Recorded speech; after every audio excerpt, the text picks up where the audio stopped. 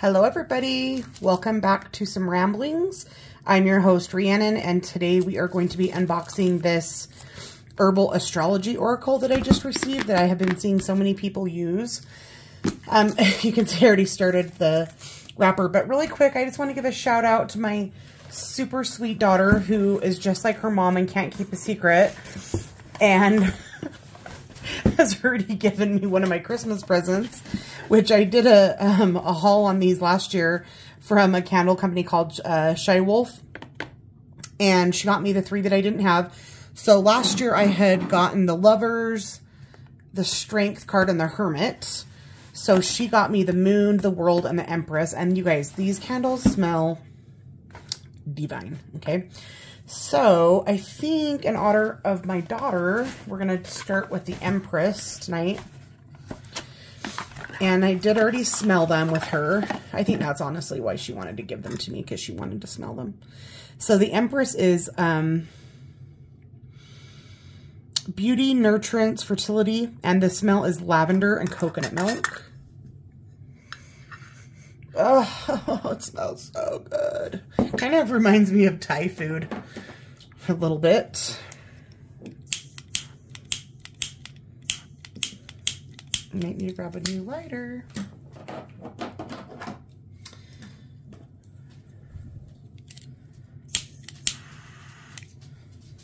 So yeah, today's ambiance comes to you from my daughter Sydney.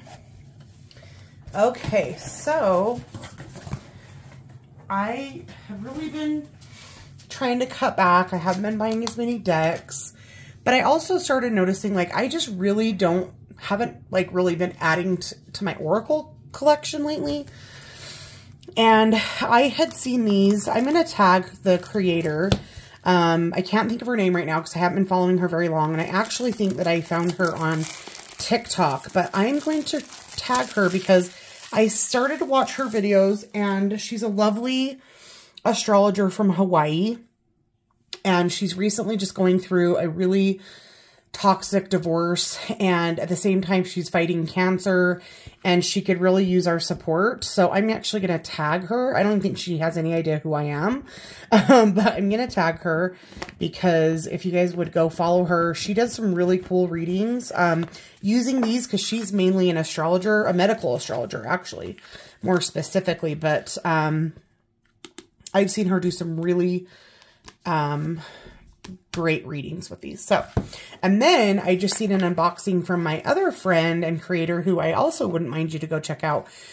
She's one of my admins. Her name's Bianca, and her page on YouTube I think is called Mystic Bee, or Divine Guidance with Mystic Bee.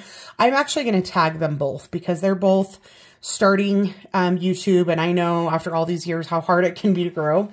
So, I seen her unboxing, and I was just like, yep. Well, actually, I think I'd already ordered it by the time that I seen hers, and I was like, yeah, it's going to be here tomorrow.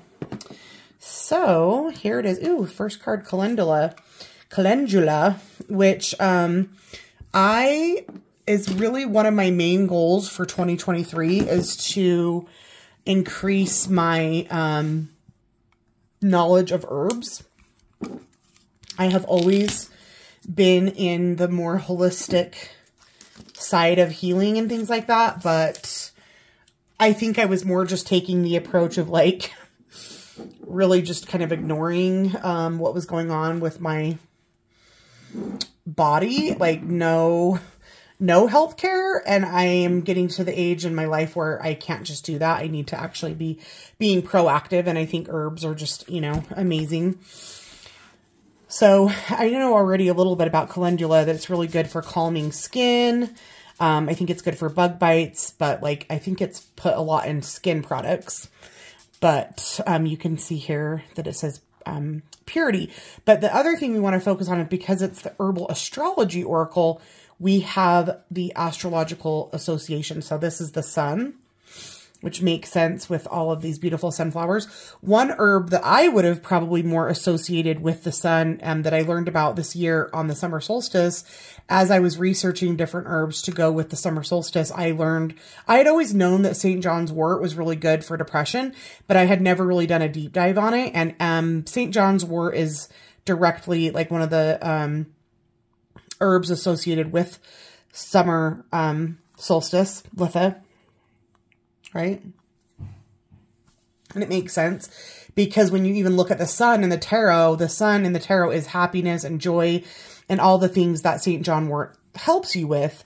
So that's probably what I would have chosen. So here I am already critiquing the very first card, but I don't know enough about calendula yet other than it's like skin calming properties. So here's our book, and I have a feeling that I'm going to need to really be digging into this. And I think that this is a good example for all of us.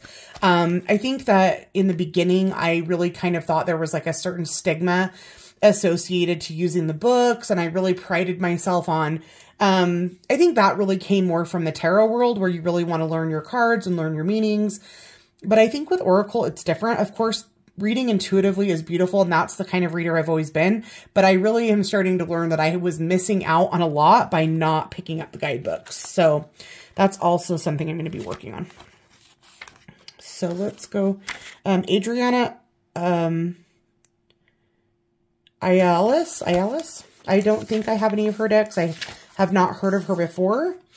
Introduction. The Herbal Astrology Oracle is an introduction to the mystical art of astrological herbalism and how to use it as a form of divination.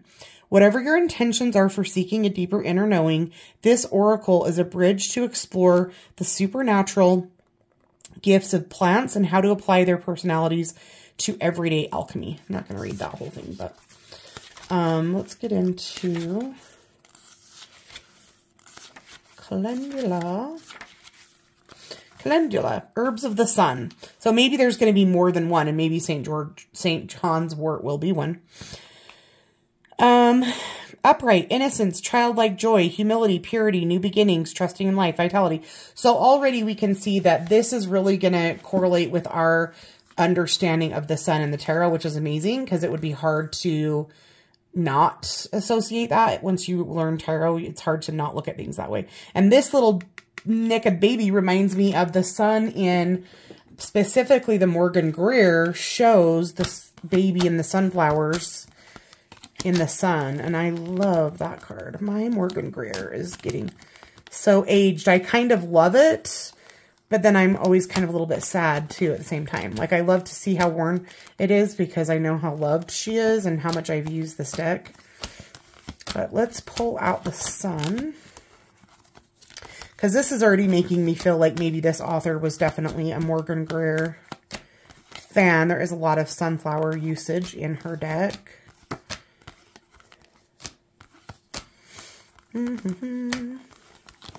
Watch it be the last card I find.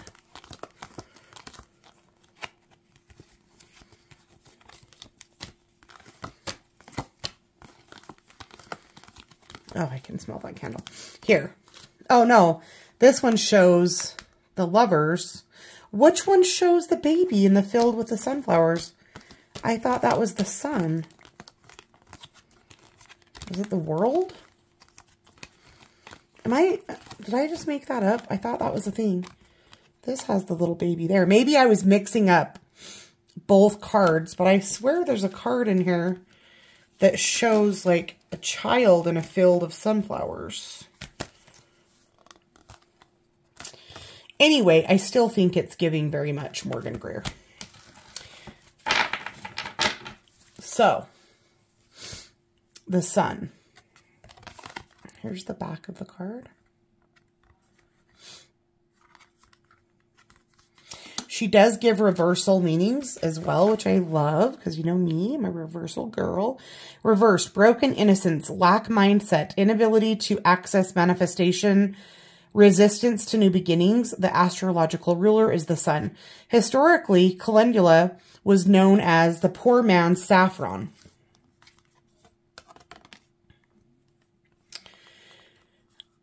As it was used to add color and flavor to foods in place of more expensive spice. Calendula petals are also added to salads and used as a dye for fabric and hair. From infusions to extracts to ointments, folk medicine healers in Europe prepared a wide variety of healing remedies and foods with calendula. Its petals were used to induce menstrual flow, produce sweat during fevers, and cured jaundice. 19th century physicians used calendula to treat viruses, stomach ulcers, liver issues, and skin infections. Traditionally, because of its astringent and anti-inflammatory powers, it was also used externally to treat burns, bruises, and wounds, and to help stop healing, which is what I had always known it for, was more of like for skin. The guidance here is that calendula resembles the sun, a radiant, bright yellow or orange flower. It grows easily and spreads its joyful self across gardens, symbolizing the gesture of universal abundance. Solar herbs are those that neutralize poison and air in the recuperation of vital forces. Calendula's gentle and abundant power remind us of the realms of light. To be allowed entry within these angelic realms requires childlike innocence and humility. Don't allow pain from the past to disable your ability to dream a new life. Calendula represents the pure impulse to create, vitality and creativity needed to step into a new journey. The radiance of calendula is a superconductor.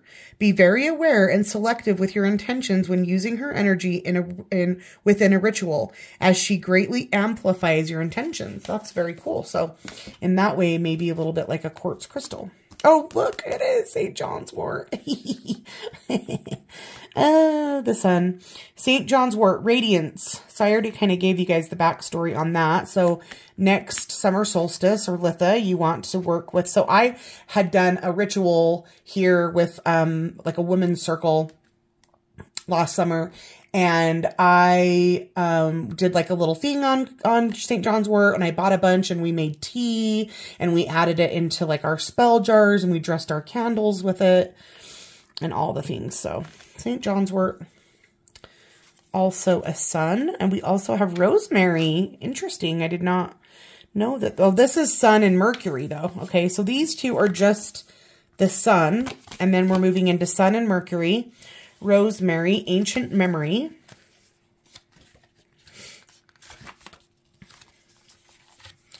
Upright, remembrance, ancient memory, multidimensional sight, recollection, commitment, loyalty to a vision. Reversed is nostalgia, longing, disassociation due to trauma, induced amnesia, resurfacing of past emotions, and confusion.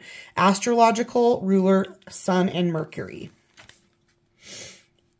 And of course, we all probably have worked with rosemary, but rosemary has been used medicinally dating back to ancient Greeks and Romans in 500 BC.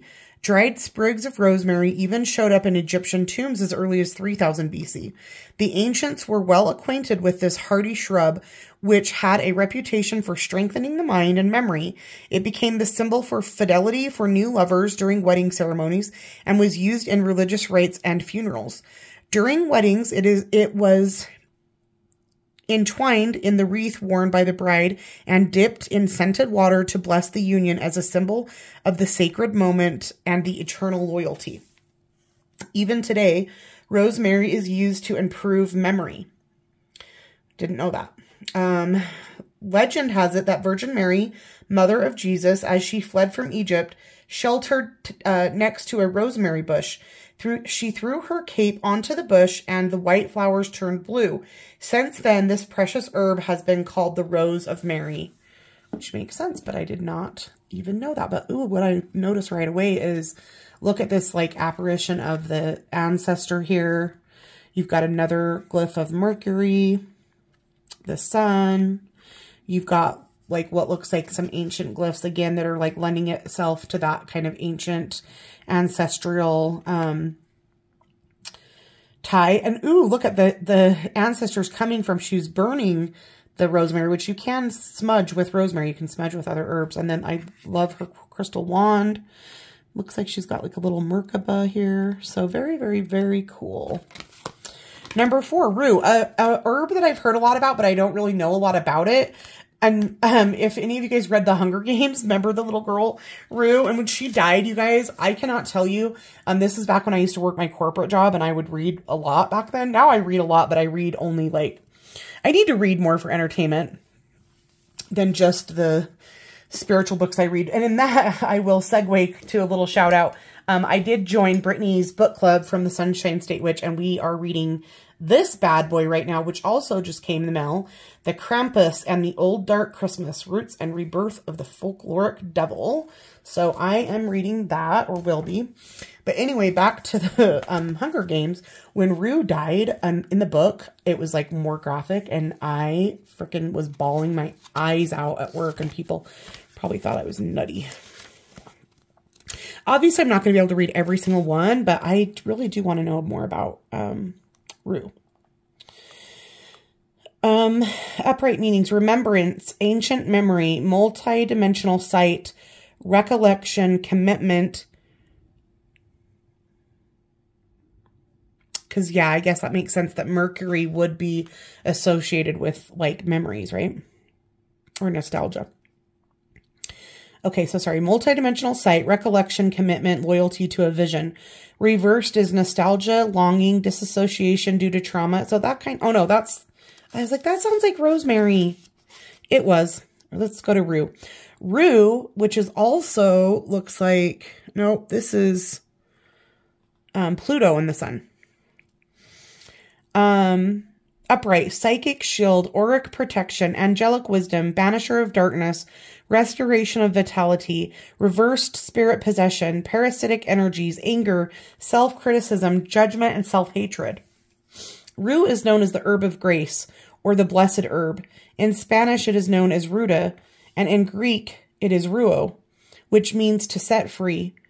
Rue is considered a powerful and protective plant, with a long and detailed historical use in both medicine and ceremonial rituals. Early physicians consider rue a vital remedy against plagues, pestilence, and poison. During the Middle Ages, rue was hung in doorways and windows to ward off the evil eye, hexes, and malevolent spirits. Well, well, well. I think we know that we're all going to be running out to buy some rue plants next spring. Some of its primary uses in ancient Greek and Roman medicine was to stimulate menstrual flow, improve eyesight, alleviate nerves, and relieve rheumatoid arthritis. Priests were said to dip rue in holy water to bless people and their homes. Many would wear bunches around their necks to ward off evil spells and curses. Now, I once had an actual egg cleanse done by a real bruja, and they like rub the egg on your back and they spit the Florida water, but they use this like herb to like cleanse you. And I think that's rue. If anybody knows, let me know. But they use like this big long like handful of herbs, and they basically like whip your back with it to like cleanse all the evil eye off your back. And I wonder if that's rue. But many would wear bunches around their necks to ward off evil spells and curses.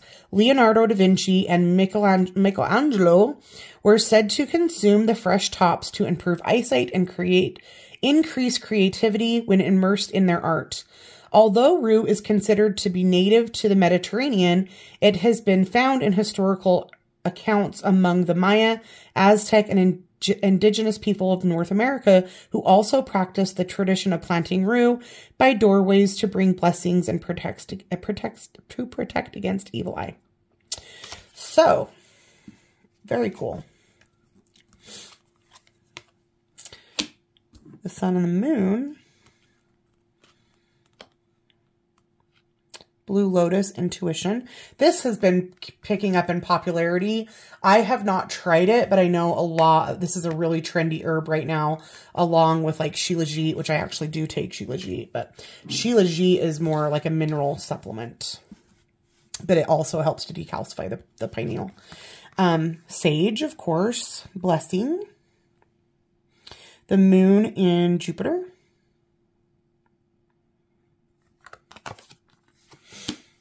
Paudarco, Metamorphosis. Ooh, this reminds me of my video that I just did for Taboo last month. The moon in Pluto. I feel like we have to look that one up. Number 7. Pau de Arco, metamorphosis. Upright, discovery through darkness, transcendence of the known, unearthing fear, nonconformity, and breaking cycles. Which is basically being willing to do things that people consider to be taboo, right? Reversed, ignorance, conventionality, fear of failure, resisting growth, stuck in limiting beliefs. Astrological ruler of the moon and Pluto. Pau de Arco, commonly known as Taibo o Lapaco, is one of the most beautiful trees on earth. With over 100 varieties, this tree has been used medicinally among many tribal people throughout Central and South America. Most commonly, the inner lining of the bark was boiled for long periods of time. I wonder if this is in ayahuasca. I just lost my spot. Most commonly, the inner lining of the bark was boiled for a long period of time, then consumed as a dark coffee-like tea.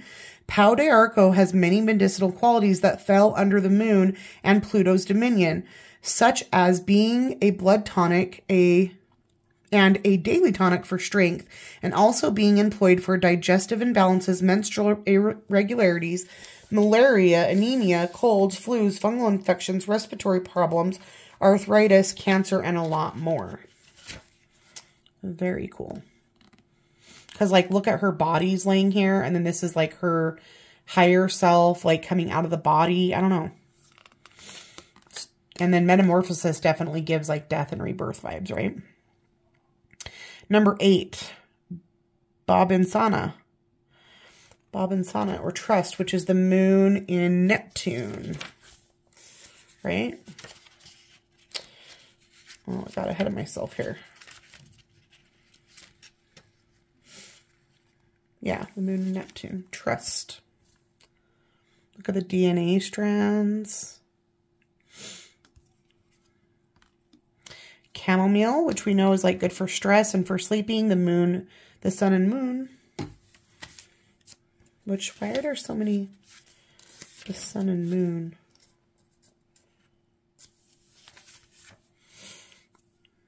I mean, I guess it would be the sun conjunct with the moon, right? I mean, anyway, inner peace. Oh, look at this little... You guys, I don't know if you can hear me. I just keep breathing deeply because this candle smells so scrumptious. If you've ever had the coconut soup that Thai restaurants have, Tom something, and it's got like the mushrooms and it's got like lemongrass and sometimes chicken. So good. Okay, mugwort. The moon in Neptune, which is psychic healing. All Artemisia family plants are sacred to Artemis, the moon goddess, and mugwort is closely linked to the fairy realms. Historically, it has been used to protect against evil spirits, parasitic entities, dark energy, and hexes amongst a variety of cultures. Mugwort and its extended family are moon allies that symbolize the mystical workings of our intuition, dreams, and unconscious mind. The silvery light of the moon illuminates the path to higher consciousness, winding through La Selva, which is another herb, the underground forest. The moon represents our emotional body, the shadow self, the underworld, psychic abilities, and the occult. Its dark side can bring on illusions, fear, and feelings of separation and disconnection. Mugwort grants us the strength to work with our shadow and protects us from the parasitic enemies that we might encounter as we dive deep into our psyche. Mugwort is a resilient plant that grows in conditions where other herbs may be unhappy. This bitter herb was traditionally used as a tonic for stomach and intestinal conditions, including a parasite cleanser, an aid to weak digestion, and more. The moon is said to directly govern the stomach, the gut in its entirety, and the regulation of fluid in the body. So it's no coincidence that Artemisia, which is the real name of mugwort, the moon goddess herb, greatly eases chronic stomach and intestinal complaints. And then it goes on to tell a lot about Artemis. So this deck is just, I'm so happy that I bought it. I'm so happy. Okay, and then number 11, Damiana, the Beloved, which is Venus and Pluto.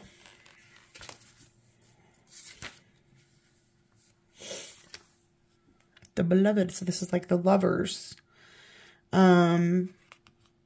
Native to Central South America. Traditionally, it was used for as a rejuvenating plant, said to restore sexual vitality and strengthen the reproductive system. So I think I'm just going to read a little blurb about each instead of going so in depth. Rose, love, obviously. So I don't think we really need to go into much on that, but that is Venus and the moon. Makes sense. Number 13, not mugwort, but motherwort, strength, which is Venus herself. Look at this womb, and oh, it's so pretty. Motherwort, which I had never heard of. The botanical name, Leonoris, so that's why we've got this Leo energy here. Leonoris cardacea comes from the ancient Greek leon for lion and ora for tail, referring to the plant's leaves which resemble a lion's tail. As a whole, the name translates to lion-hearted, a term that speaks to motherwort's action on the physical cardiovascular system. You guys, this is what I need. I was just booking an EKG because I wore that heart monitor last month and the results came back and they weren't great. So now I need to go have an EKG, and of course it's expensive and it's stressing me out and it's the end of the year. So I'm just going to wait for January to start the deductible over again. But like, I am going to get me some motherwort. And I do know that a lot of my heart stuff has to do with my mother wound for sure. So this is making sense to me, but let's go in a little deeper. Motherwort has a strong history of use in both Europe and Asia and is associated with aiding mothers and women. Many cultures have used motherwort to honor their goddess of fertility because of the herb's association with Venus and the moon. It was considered a protective plant, especially useful in spells to guard pregnant women and their unborn children from any envy or evil eye. It was often planted around the home or hung from doorways, as it was said to keep away unwanted guests, both physical and supernatural. Motherwort was either smoked or burned to use for smoke cleansing, and it would drive bad spirits out of the house. Many species of motherwort were used for heart protection and for counter magic or to reverse a curse. Where can I get some of that? I need some of that immediately. Hibiscus. Oh my God, I love to drink hibiscus tea so much. So delicious. I like the Starbucks one too, but my daughters don't work there anymore and I'm not trying to pay. If I'm paying for a Starbucks, then it better come with some caffeine. But so here we've got Venus and Pluto. In ancient Egypt, hibiscus tea or Kadarke was commonly used to lower body temperature as a diuretic and to treat heart and nerve disease. In Africa, it was used as a gastrointestinal healer as it helped with constipation and liver support. In Hindu mythology, hibiscus is closely associated with the goddess Kali, the dark goddess of death, time, and change. Red hibiscus flowers are often presented as offerings to Kali, representing divine consciousness. I know that when I was researching for Sekhmet, for my Lionsgate thing, you can use hibiscus tea because it looks like blood and Sekhmet likes blood. Yarrow. 15. I just used yarrow for something. I think yarrow is also good for skin. I added yarrow essential oil to my facial ointment cream that I made the other day. Yarrow. The Latin name for yarrow comes from the hero of the Greek myth Achilles, who was said to give yarrow to his soldiers to heal wounds and staunch bleeding during the Trojan War. Yarrow's historical use as a divinatory flower is extensive. In China, yarrow stalks are gathered and The straightened ones are collected for scattering to read for divinatory purposes in the I Ching, called the devil's nettle or devil's plaything in European traditions. Ruled by Venus, yarrow is said to provide relief from patterns of disharmony and help cleanse one of unhealthy sorrow or trickling depression. Wow. Yarrow embodies harmony, a key concept of Venusian symbology, the balancing force represented by Libra, one of Venus's rulers, which I think this would be good for our friend Vara. And she's also Taurus, which is ruled by Venus. So Vara, this might help you boost a little bit, some yarrow. Oh, and that makes sense why we've got an I Ching here. Also showing balance from the Libra qualities. This is cool. I'm loving this deck. Mukuna, Mercury and Uranus. Let's see here. Oh, I just skipped one. 16, Mukuna. Mercury and Uranus. The large velvet beans of the Mukuna, also called Nescafe.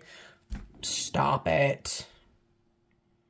I love Nescafe. I didn't know Nescafe. I thought Nescafe was like regular coffee. Is it not? This is blowing my mind. Have been roasted and ground to make a coffee substitute for hundreds of years. I did not know Nescafe was a coffee substitute. And that's funny because you guys might not know this, but in the Mormon religion, which I was raised in, you cannot drink coffee. And my dad loved coffee. And when he went back to the church, because he had strayed for some years, when he went back to the church and he could no longer drink coffee, he used to drink this drink that maybe some of you guys might remember called postum. And postum is like I think it's like wheat or barley or something that's been roasted. But I freaking love Nescafe, and I had no idea that it was a coffee substitute. Right here it says Nescafe. So that's crazy. Have been roasted and ground to make a coffee substitute for hundreds of years, but the plant was used in traditional healing remedies for thousands of years before that. In Ayurvedic medicine, it is known as kapi kaku and used to treat parasites, stress, anxiety, rheumatic disorders, menstrual issues, diabetes, and even cancer. In India, it is considered an aphrodisiac, menstrual promoter, uterine stimulant, nerve tonic, and blood purifier. So some of you guys, probably nobody knows this because I don't think I've ever talked about it. Before I got into Reiki or crystals or anything, this is back years ago when I still had a regular 9-to-5 job.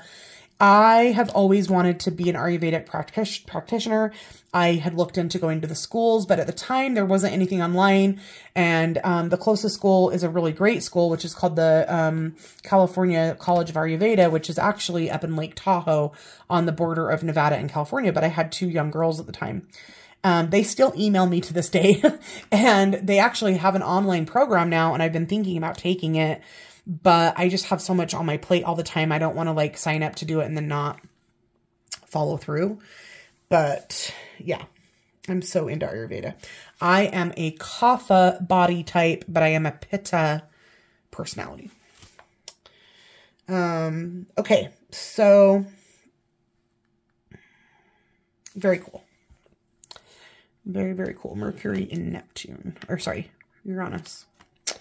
Mercury and the moon go to cola, which I have heard a lot about. I do know that it's for brain stuff, but this says higher consciousness, so that makes sense. But let's go to and look. Go to cola. Upright meaning hermit, solitude, soul searching, realization, great knowing, enlightenment. Reversed is loneliness, uncertainty, alienation, isolation, confusion, and doubt. And of course, you guys, I'm not reading everything of the guidebook. I'm just kind of skipping around. The Taoist master and herbalist Li Qingyuan, who is said to have died at age 256, was a big proponent and student of this plant. It was also used to relax the nervous system, repair nerve trauma, and reduce stress and anxiety. In Ayurveda, Gotu kola is classified as a rasanyana, or a masterful rejuvenating herb, due to its ability to restore function and balance and nourish many aspects of the body and mind. Ancient Ayurvedic texts reference the herb's spiritually enhancing properties due to its balancing effect on the right and left brain, producing a heightened state of awareness. Modern science now confirms that Gotu kola can restore brain cell and nerve function, improve blood circulation, restore digestion, and speed the healing of wounds. Gotu kola is ruled by both Mercury and Uranus and it not only increases circulation in the brain, it ignites alertness, concentration, and insightfulness, also called the herb of enlightenment. Yes, please. I'm going to be taking so many herbs. I don't know if that's good to be taking them all at once. Lion's mane, mushroom, which I've definitely taken. It enhances dreams. So it makes sense that we have Mercury and Uranus. Actually, I think it might make more sense with Neptune. But, yeah. And what else is it good for? I just remember it. It gives you crazy dreams. That's what I do remember. Lion's mane, leadership. Mercury and Uranus. The sacred masculine, leadership, ambition, provider, strong-willed spiritual power. Reverse, egotism, vanity, self-interest, lack of intention, forceful apathy. Lion's mane has been used as a food and medicine for well over 2,000 years. In the high mountain regions of Asia, its nicknames include bearded tooth or pom-pom mushroom. In traditional Chinese medicine, it is referred to as hao tu gu or monkey head mushroom, and in Japan it is called yamashaki. During China's dynastic periods, Buddhist monks were said to use lion's mane as a nutritive food and in tea to enhance focus and brain power during meditation. In traditional Chinese medicine, lion's mane was used to combat qi or life force deficiency, nurture the liver, spleen, lung, heart, and kidneys, nourish the gut, and even fight cancer. Modern scientific research has proven that lion's mane is a nutrient-dense fungus with many healing properties, such as stimulating the growth of neurons in the brain and helping with neurological conditions. Lion's mane has the ability to assist nerve growth factor, which enables the brain to heal itself, thereby assisting with cognition, memory retention, and mental performance. Yeah, that's great. Tulsi, which is also known as holy basil. I know about that from Ayurveda as well. I'm pretty sure that's what they put in the tea. What's the tea called that people drink? Tulsi. Or is that what it's called? I think I'm mixing it up with something else. The upright meaning here is true wealth, prosperity, charismatic, vivacious, luxury, beauty, and auspiciousness, which is why we've got Mercury and Jupiter here. Reversed is naivete, vanity, ignorance, emptiness, immaturity, obsession of the material world. Tulsi, also known as Tulasi, is frequently mentioned as one of the main pillars of herbal medicine in ancient Ayurvedic texts, some dating back to as far as 5000 BC. It is known as the incomparable one, the queen of herbs, the mother medicine of nature. In the ancient Vedic text, the Bhagavad Purana, the queen of herbs is noted as the plant of embodiment of Lakshmi, wife of Vishnu, and known as the goddess of wealth and generosity. In Hindu mythology, Tulsi is regarded as the living gateway between heaven and earth and believed to be a manifestation of the divine within. Along trade routes from Asia to Europe, Christians used Tulsi in rituals and called it holy basil. Across cultures, Tulsi was regarded as a symbol of divinity and purity. Found in many Ayurvedic formulas, Tulsi is regarded as rasayana, master plants that assist in longevity and rejuvenation. It has been used to treat intestinal gas, colds, flu, headaches, migraines, anxiety, weakness, memory enhancement, premature aging, tumors, and much more. So, but because of the association with Lakshmi and wealth and Jupiter, it would be really good to use for prosperity works, if you're going to use it for candle magic or whatever. Lavender, of course, I feel like, who doesn't love lavender, right? Which is Mercury, the weaver. Now, yes, I will say that I was a rep for doTERRA oils, but even though I've never sold them to anybody else, in my opinion, doTERRA has the best smelling lavender on the market, period, the end. You cannot top it. And it's one of their cheaper oils, so I feel like it's worth paying a few dollars more to get the highest quality. But this is one of the herbs that I grow. Love me some lavender. Upright, weaver of potential, new beginnings, intuitive intellect, contemplative phase, emotional fulfillment, walking in alignment. Reversed is unsettled spirit, unable to see possibility, lack mentality, untrusting, and overly critical. And I think we all kind of know what lavender can do, so we'll kind of skip over that. Nettle. 21. Looks like it is Mars in Pluto. Upright, direct action, fierce protector, leadership, strength, power, in pursuit of truth and dominance.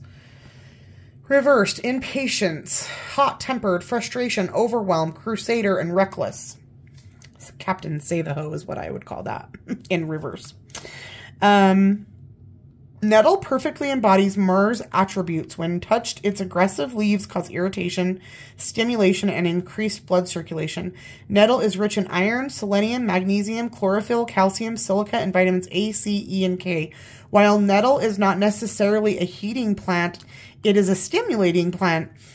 Its sting feels hot at the touch, and yet it helps to modulate inflammation throughout the body.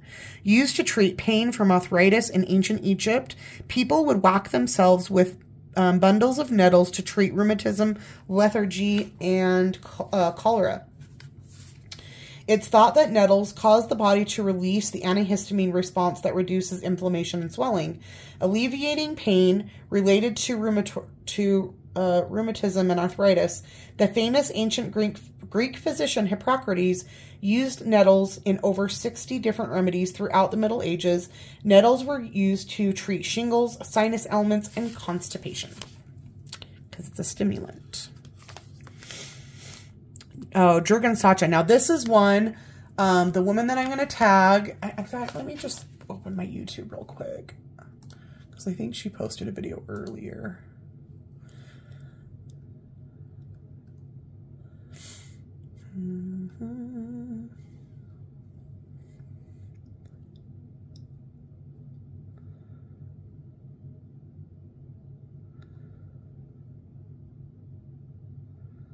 Huh.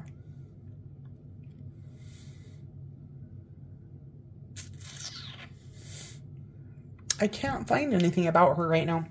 It's weird, but I will tag her. Anyway, this was one of her first videos that I seen. Her was talking about the Jurgen Sacha, and she was specifically talking about people that might need to be detoxing from a certain pharmaceutical. So I'm not going to get too much into that, but yeah, Jurgen Sacha, 22, Transfiguration, and it is Mars in Pluto also. Upright, unforeseen change, breakdown. So it's like the tower, right? Transfiguration, poison, transmuted evil, neutralized rising from the ashes. In reversed, crisis, destruction, black magic, bad intention, sorcery, poison, being made humble. Jurgen Sacha is a doctrine of signatures plant, as its indigenous uses directly mirror its appearance. Its muddled coloring calls to mind a poisonous snake native to the Amazon, and local villages use the starchy root as an anti-venom. That's why she was talking about an anti-venom. If you've watched Watch the Waters, then you know what she's talking about. But let's get a little bit into the herbs so I don't go too far down conspiracy theories and piss everybody off. In addition to being anti-venom, the powdered tuber is used as an antiviral for asthma, lung inflammation, whooping cough, parasites, and menstrual disorders. So, sounds really beneficial. Milk thistle, the peaceful warrior. How is it the peaceful warrior when it's Mars and the moon? Upright, peaceful warrior, shield. I guess Mars isn't all bad. I'm upset with my husband right now, and he's an Aries, so that might be why. Plus, Mars retrograde and that full moon last night had me feeling some kind of way, okay? Peaceful warrior, shield, truth keeper, shelter, sanctuary, safekeeping, justice, reversed, aggressiveness, harsh, impulsive, competitive, self-sabotaging, overdoing it, and gossiping. Native to the Mediterranean, Greek physician and botanist Discordius was the first to write down milk thistle's healing properties in the 1st century AD. Milk thistle was a remedy for diseases of melancholy, assisted in the production of breast milk, and acted as a powerful anti-inflammatory for the liver and gallbladder. Milk thistle's characteristic violet fuchsia flowers and white veined leaves are said to embody the Virgin Mary's milk.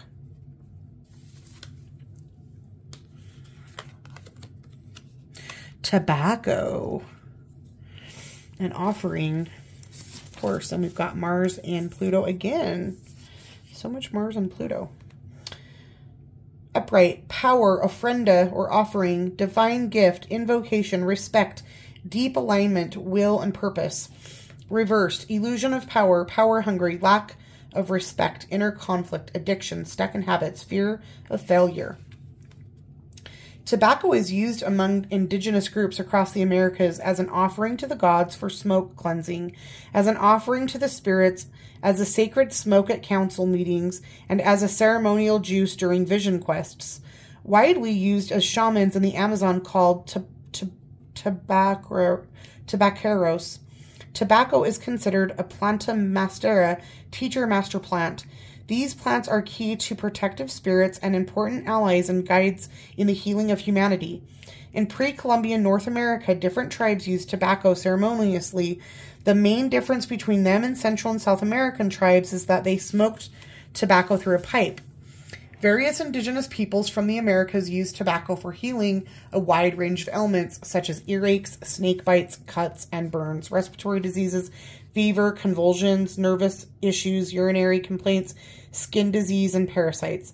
Many traditions hold that tobacco is a protective spirit given to humanity to enable communication with the spirit world. Now, another kind of off conspiracy was when COVID was going around, they found that people that smoked were actually like, it put like a layer that was protecting their lungs, and they were like less likely to get it or less likely to have it be severe, which I thought was interesting. And it's interesting that when we were just reading, it even says that it's good for the lungs and things, respiratory, which is what we're told it's bad for. But what we forget is that the cigarettes that people smoke are literally doused in formaldehyde and all kinds of other disgusting chemicals. That's what's cancerous, not the tobacco itself. But obviously everything in moderation, right?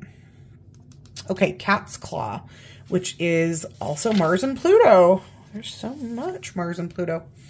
Upright, rewriting the story, connecting to heritage, belonging, connecting to your origins, DNA purification. In reversed, it's feeling displaced, disconnection from heritage, dark behaviors, feeling a sense of shame, regret, and loneliness.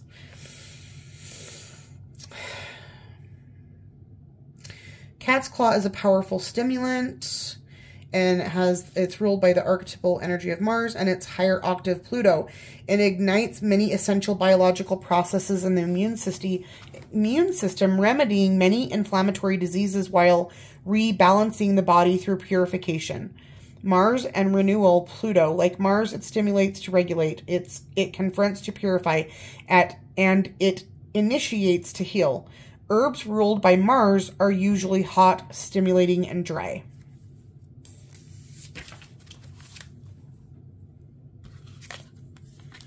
Cordyceps, which I thought was a type of mushroom, but I could be wrong.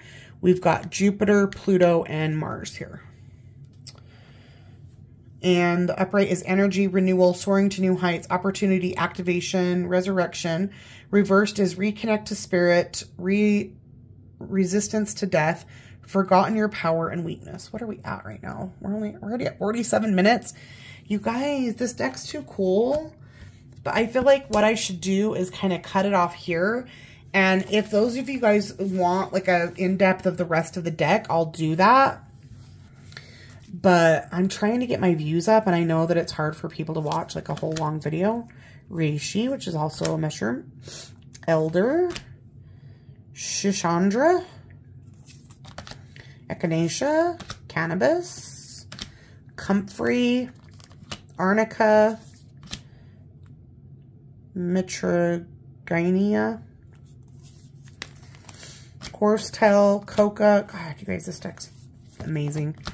Rhodiola, cacao, ginkgo, ginseng, poppy, amanita, passion flower, valerian, mandrake, angel's trumpet, skullcap, kava kava, psilocybin, ayahuasca, dragon's blood, lemon balm, dandelion, and ashwagandha, and palo santo. So I think we made it through about half the deck, because let's see what we landed on. We landed on 26. And there are